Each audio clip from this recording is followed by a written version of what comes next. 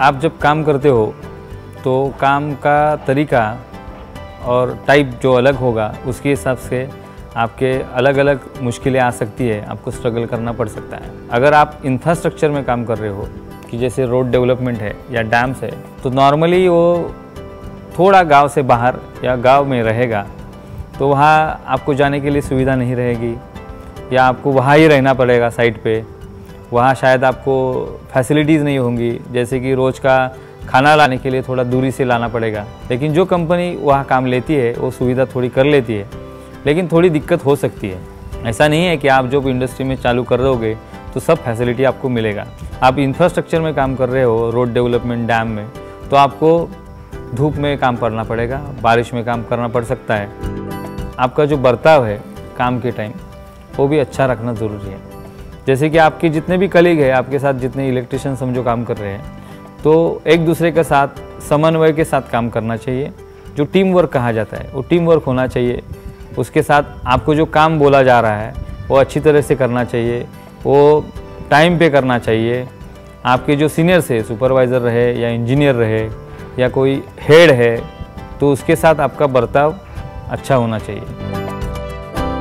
अगर आप प्रोजेक्ट में करोगे तो आपको रहने के लिए सुविधा मिल सकती है, आपके प्रोजेक्ट के हिसाब से आपको आने जाने की भी सुविधा मिलेगी।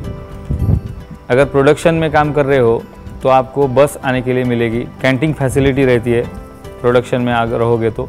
पीएफ मिलेगा, प्रोविडेंट फंड होगा।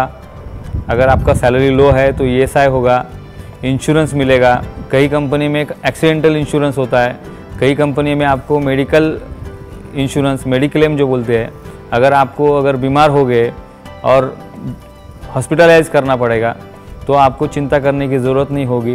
तो उसका जो खर्चा है आपके मेडिक्लेम पॉलिसी के द्वारा हो सकता है। उसके साथ आपको फैसिलिटी मिलेगा, हॉलीडेज़ मिलेगा, जो नॉर्मली संडे हॉलीडेज़ है। उसके साथ आपके जो नेशनल डेज़ है उसके लिए छुट्टी मिलेगी। ये जैसे कि नॉर्मल फैसिलिटीज़ जो है वो आपको मिल सकती है।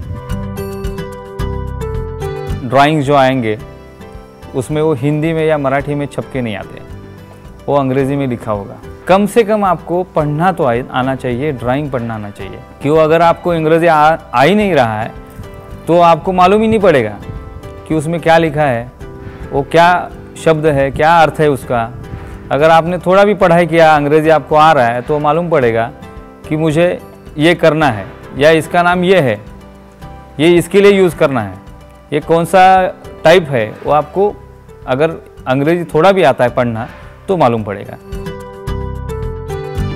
तो जॉब मेरा पहला था और एक होटल था, एक बहुत बड़ा होटल था, लेकिन एक छोटे कॉन्ट्रैक्टर के पास एज ए सुपरवाइज़र करके मैंने काम चालू किया था। थोड़ी दिक्कत हुई, मैं इंजीनियर होने के बाद भी एज ए सुपरवाइज़र होकर काम कर रहा था, क्योंकि मुझे एक्सपीरियंस नहीं था। तो मैंने शुरू किया, तो जो उनके एक्सपीरियंस सुपरवाइज़र के थे उनसे मैं सीखने चालू किया कि कैसे पढ़ना है, ड्राइंग कैसे पढ़ना है। तो उसके बाद आहिस्ता आहिस्ता मैंने ग्रिप लिया।